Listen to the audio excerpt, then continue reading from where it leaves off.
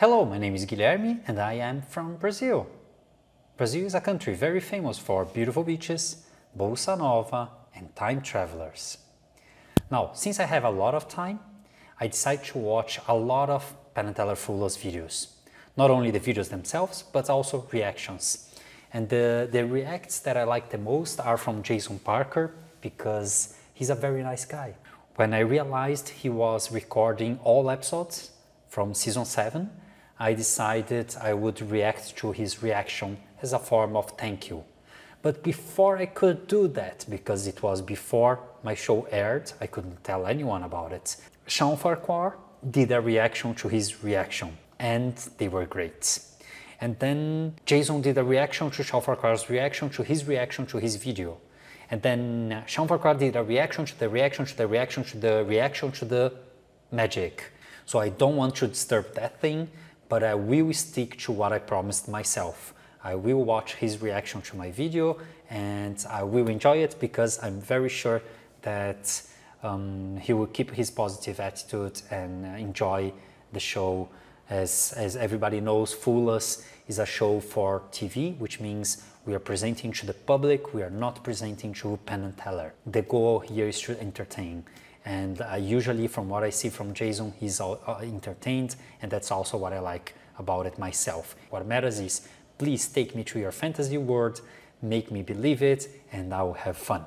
And I believe that's something that you can see in his reactions. That's what I want to see tonight. So let's take a look.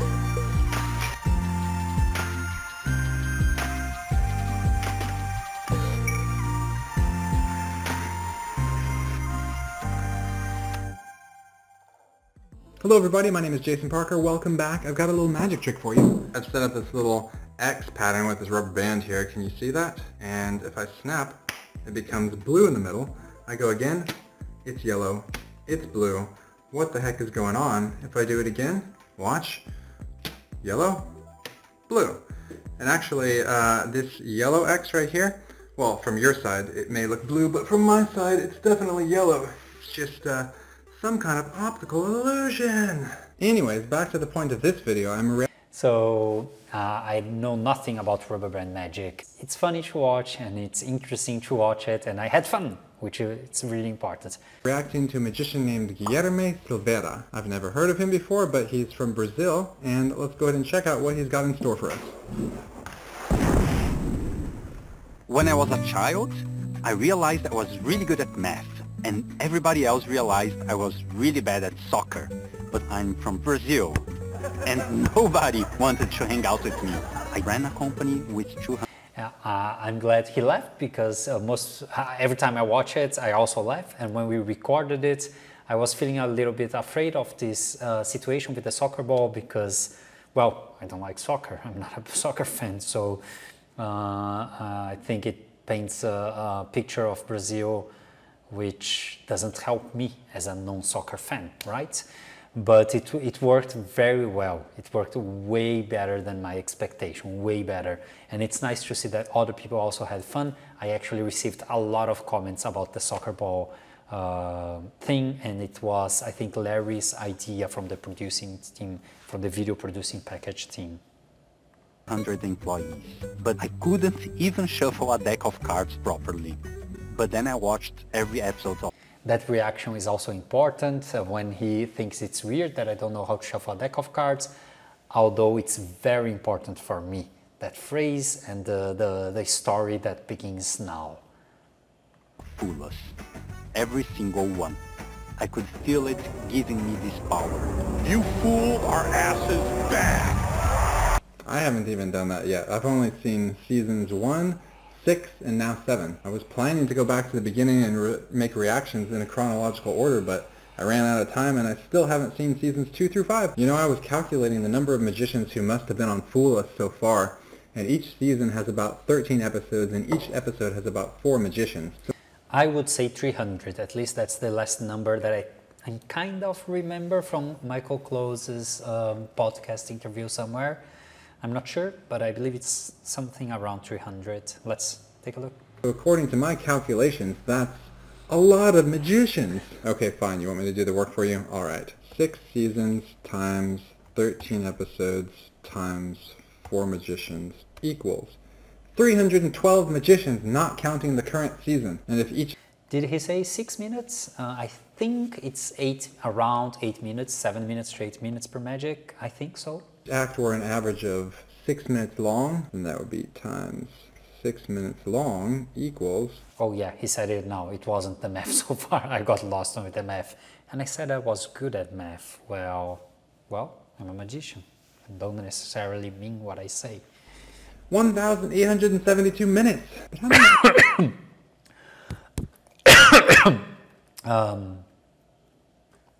I'm having some Melissa tea. By the way, Melissa, Jason, yes, Melissa is a plant. It's the name of a plant and we have it in Brazil. I don't know which other countries it grows, but it grows in Brazil. Hours is that? Divided by 60 equals 31 hours, 31.2 hours. Actually, that doesn't seem that long, so if I had 2 days in a row without any sleep, I could just complete the whole thing. That's a lot of magic. Anyways, back to his intro. Actually, 2 days in a row with sleep, you could also watch it. But remember, some video games, they take like 40 hours, 60 hours, 80 hours to play through it. So instead of playing a game until the end, you just binge watch Foolus. So Foolus was my magic school. My brother turned 40 and I wanted to do a special treat for his birthday. And he couldn't figure it out. My brother is a genius. He's even smarter than me. Penn Teller, if he couldn't figure it out, maybe nobody can.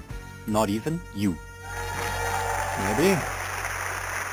I didn't feel that comfortable saying that. I don't think, I never liked daring anyone about anything and their knowledge and stuff like that. It doesn't matter if it's magic or anything like that. It's not the way I do it, but that's Penn and Teller Foolus. It's part of the expected behavior from magicians, right? If I'm there, I'm theoretically there to fool Penn and Teller. So it's not really my personality. I wouldn't say anything similar to that anywhere. So I think it's the only phrase that I don't feel like it's myself. Everything else, well, everything else is magic. Magic! I don't know how to put those effects, I'm sorry. Here to mess with your mind is Guilherme Silveira. Thank you. Hello, my name is Guilherme and I am from Brazil. Brazil is a country very famous for its beautiful beaches, bossa nova, and time travelers. Now, I know some of you don't believe I'm a time traveler myself, but I'm here to prove it. Before we started, I went to the future. I saw tonight's results and came back. Then I sent an email with my predictions to Penn. Penn, can you confirm that you have an unread email from me? It's unprofessional to have a phone on the set, but I'll do it anyway. Under mail. Oh, yes, I do. I do have an email from you right there. It's the most recent one I got. Great. Let's get started. First, Alison, I have something for you. Oh, thank you. Here, I have a bunch of finger animals. That's really cool. You know, I gotta say right now, it's funny because there's a lot of like kind of similar plots and concepts with magic, but how do you make it new? How do you make it original? You use your creativity. You involve different props, like for example, finger puppets. You tell a different story, you know? Underneath, it's kind of like the same bones, but if you give it a different presentation, it can feel completely new. And I've got to say, I've never seen a magic trick using finger puppets before. And certainly not such cute finger puppets like these. Back to the performance. Would you please? The magic that people submit to the Foolus program is not necessarily the exact presentation that you're going to present, because it's going to improve a lot. Why? Because it needs to look good on TV. And in order to look good on TV, you have to make a few changes. This one was made before the submission, I believe. I believe the one that I submitted already had this part, but the one that fooled my brother was not with this. It was only the second part, and it was more complex, more evolved, which meant actually that people would get lost. It would be more complex to understand what was happening, instead of using an even more complex storyline and fantasy world. it would be better to use something that's visually interesting, nice, pleasant, and people have fun. And we can see that it worked, right? This was a suggestion from Michael Close. He works for Fuller's team and as the consultant for the show. It was a consultancy that I did personally with him, well, through the internet, and he helps people evolve their presentations and their magic effects, and it has nothing to do with the Fuller's show. It's two different things, right? One is the work on Fuller's and one is his private work. And so I highly recommend all magicians that want to improve their acts. It doesn't matter why. If you want to improve your acts, there's nothing better than someone with 50 years of experience doing magic and consulting for magic shows and movies. So yeah, I think it's well worth it. Please take 3 and put them on your left fingers. Okay.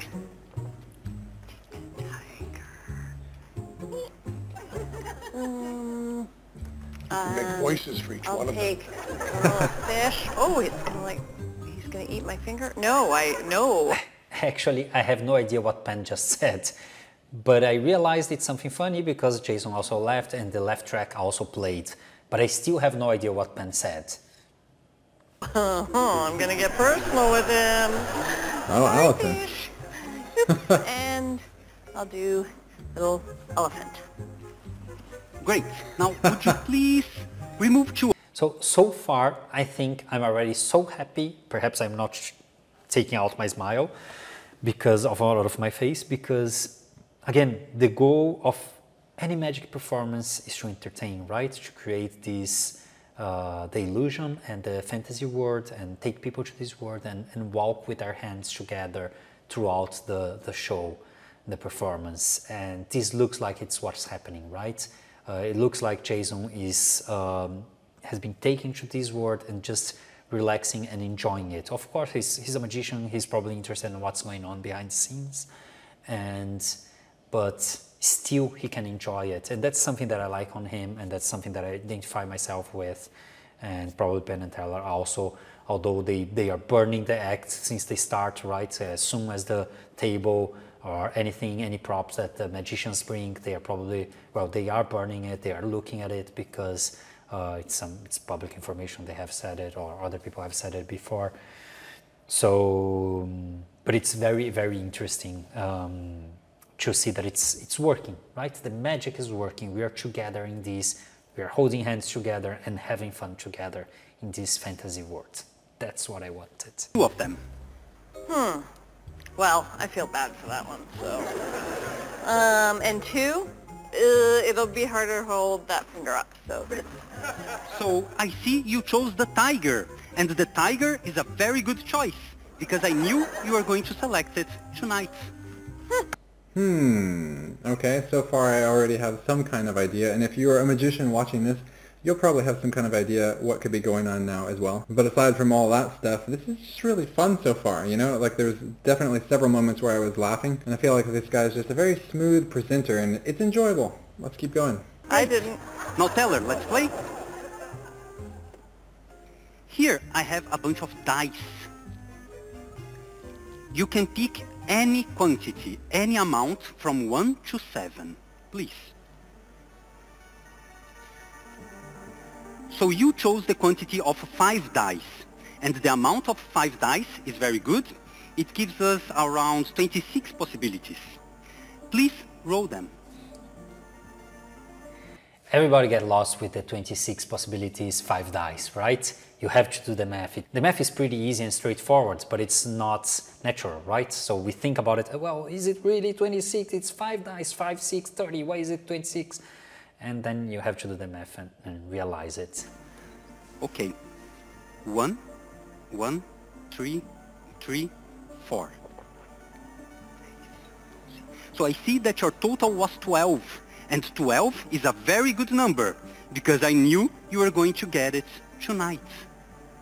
Didn't he say in his intro that he was really good at math? Some kind of mathematician? I'm just wondering if there was, you know, some kind of special dice, like loaded dice that would only roll one way, and if he had a different combination of them, maybe he could predict a limited number of, like a different combination of specific number of results. That's just speculation. Could be totally wrong, of course. The only reason I'm saying that is because everyone is familiar with the concept of loaded dice that roll one way more than they roll the other way, and the fact that he said he's good with math. Maybe it's some kind of synthesis going on here. Back to his performance. The name here is trick dice, and there are several different types of trick dice, and they can do a lot of different amazing things that a normal dice cannot do, of course. Now, Pen. Yeah. I have something for you. Oh, boy. Please, here, take one. I'm having more trouble than I should. So that complex face that he's doing, that's something that we were looking for. Like, this is it. It's not the traditional style of props, right? We are playing with different props to do different things and having fun with it, with daily life and different things, right? There we go. So you chose the pink color. I did. And the pink color is a very good choice. It sure is. And I have another thing for you. Okay, oh no. Oh. Here is a map of the United States. Please choose one state and paint it.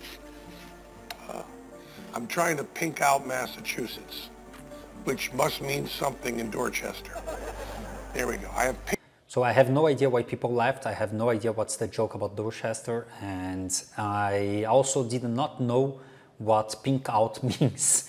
I think he said pink out. I'm not sure actually, but at the time I thought it was just paint, because for me in Portuguese we say painted, the Portuguese pintar. And so I heard paint, I painted it, I paint out, something like that. So I had no really idea, not really an idea. And then he said Dorchester, which I have no idea what it is. Then later I looked up and it was a city. I have no idea again. And so I was very lost at this moment. Pinked out Massachusetts. Let me take a look. So let me take a look, because I have no idea what you just did. That's great. And if you think about it, you just turned the state of Massachusetts into a pink state. I did. Now I That's know. great. Thank you very much. Now, let's remember. 1 hour ago, I was backstage. I time traveled into the future. I saw tonight's results and came back. Then I sent an email to Pen. Now, Pen, emails are a very dangerous thing. Once you have sent an email, there's nothing you can do about it. Now, please, open the email and read out loud what I wrote before we started. I'm opening it right now. It says, my prediction for today. Allison will pick the tiger. The tiger! Amazing! Please read the next two ones. Teller will use 5 dice. 5 dice. Teller will roll 12. 12. Incredible! Can you read the last two ones, please? Pen, that's me, will use a pink crayon. Pink Pen, crayon. Pen will color the state of Massachusetts, and you can spell Massachusetts and I can't. That's incredible! Ladies and gentlemen, it's a miracle! Guilherme Silveira! Is this really your first magic trick ever? In a show it is, but I did a lot of tricks for my family when I was really like a baby. I would do a bathroom stall escape trick. Wow. I would close the door, lock it from the inside, and crawl from underneath the door to the outside. So really you were just tricking the person who has to go to the bathroom next? Yeah, now I feel very bad about it nowadays, but it was very fun at the time. Oh, Yeah. man. Yeah. You've just given a lot of children some bad ideas. Okay, it's time to turn to Penn and Teller and see if you fooled them. Actually, we speak a lot with Alison. It takes perhaps 10 minutes or so while we talk. And Alison was amazing. I could do a video just on how Alison was nice and very lively and fast and jokey and with very opportunate, I think that's how you say it in English, well, that's how you say it in Portuguese, jokes and turnbacks and everything. She was really great. You have no idea, I cannot explain it.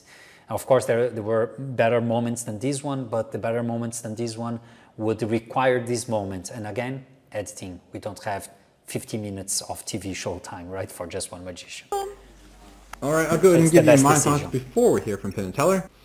Sorry, so it's the best decision, I think. Yes, it was good editing. So it occurs to me that they must have been completely free choices, especially when I read that it says Teller will select 5 dice. You know, at first I was speculating there could be some mathy way to force the number 12, but there's no way he could have known how many dice Teller would have picked up. And actually it's kind of funny because before, when Allison was picking the finger puppets and she chose 3 and then took off 2, that kind of reminded me of some similar methods involved in magic. Actually, a choice that magicians are often faced with, attempting to speak some code there. But he wasn't doing that, and it seems like they were all free choices, and so somehow he has influenced this email. So either he is a time-traveling Brazilian, plausible, or he somehow controlled the outcome of this email. Actually, I have a background as a software developer for a long time, and there is a solution that presents itself to me pretty quickly, and actually I'm pretty sure that I'm correct, so I don't want to say it, because in this case I feel like it would just be direct exposure. If I have to take a risk when talking about this kind of thing, I would rather err on the side of safety and not hurting the magician presenting the effect. And with that being said, let's hear what Penn and Teller have got to say themselves.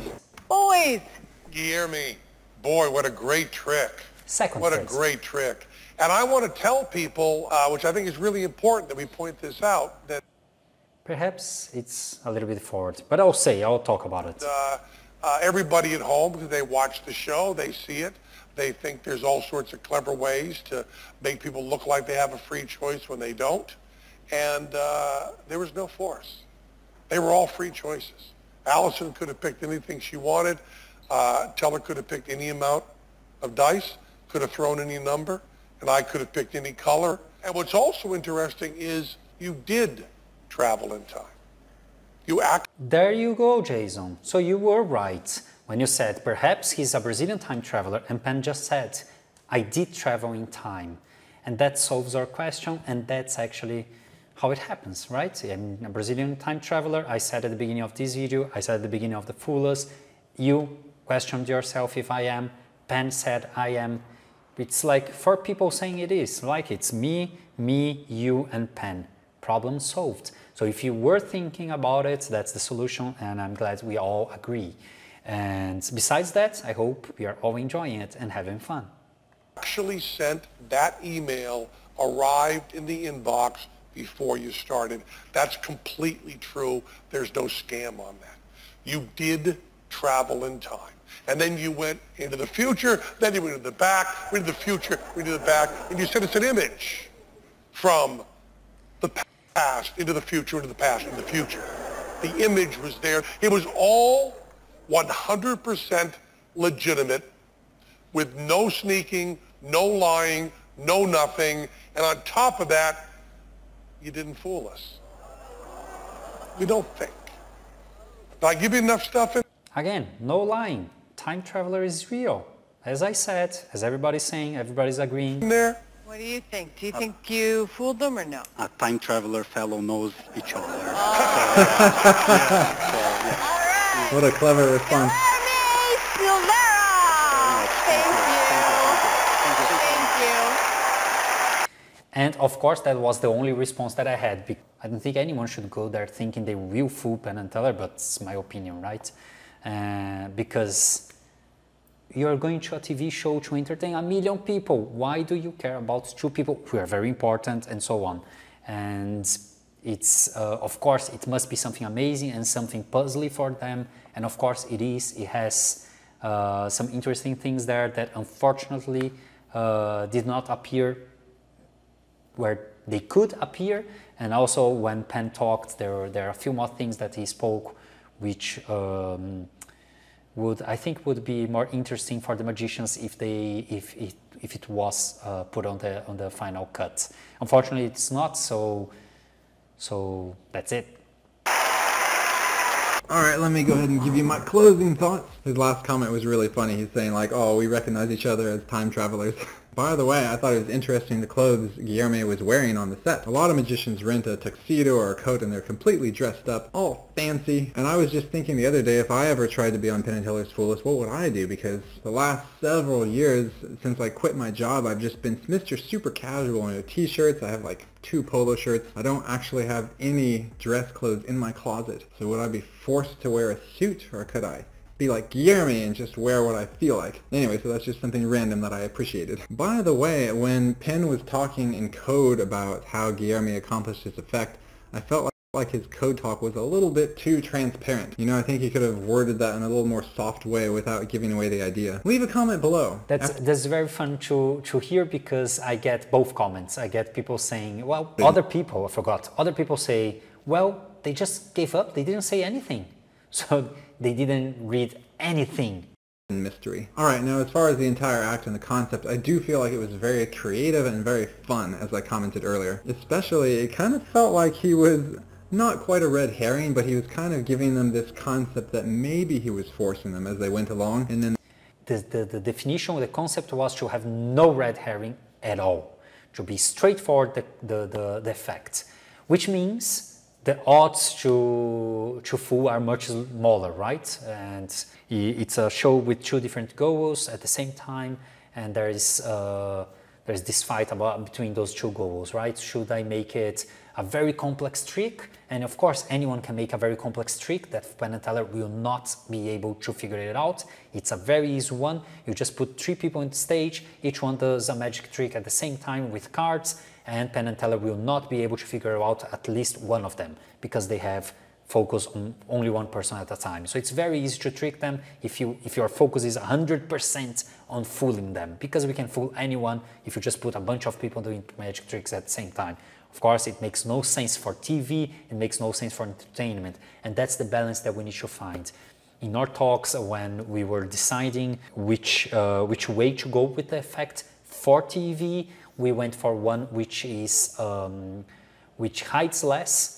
And the twist was that at the end it really was not a force. They had a completely free selection. So I do like that, and I kind of feel like he was playing with them and having fun with it earlier. So I like that you liked something that wasn't intentional. It's even better. Earlier on in the performance. So I thought that was pretty clever, and the whole performance was pretty enjoyable. And Guilherme seemed like a pretty nice guy. And I would like to go visit Brazil sometime. How about you? Alright, so that brings us to the Aesop's Fables portion of the video. We have some problem here because, yeah, my English is not that good to understand Aesop fables in English. What I have here, so I brought something for you. What I brought here is it's a book from Russian and Ukrainian painters from 18th, 19th century. There are definitely some Ukrainian painters from realism here. I'm not really sure which ones are from that time, Ukraine at that time, right? There were several names and names changed and so on. Yeah, but they are very nice, so I'll just, instead of hearing the Aesop fable, which I will not be able to understand, and I'm very sorry for that, I'll just read some, see some paintings from the country where you are right now, and I'll just enjoy them, okay? Jason, thank you very much. I hope everyone enjoyed as much as it seemed like you did.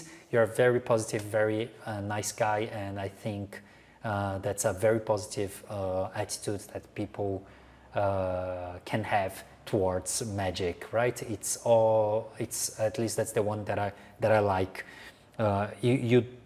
You might have a very complex methods, and you might have some very fooling methods, and you might have amazing things, but it's nothing, or it might be nothing for a very large audience if it doesn't entertain them. And a very good example that I like is Juan Tamariz's invisible deck work, where he takes 8 minutes to execute an invisible deck, just one invisible deck trick, and it's 8 minutes long. So it's very entertainable and very enjoyable, as you said. Of course, we know how it works, but it doesn't matter. It's enjoyable and we have a lot of fun, and that's what it matters. And again, even if he didn't use the gimmick that we are used to when we talk about invisible decks, even if he was using different approaches, different methods, and I got it wrong, it doesn't matter. I had fun. and I'm happy with it. This time I have Well, pre-filled. That's it actually, right? I can't understand the fable, the Aesop fable. Thank you very much. I hope everyone liked it, and of course, thank you. Bye bye.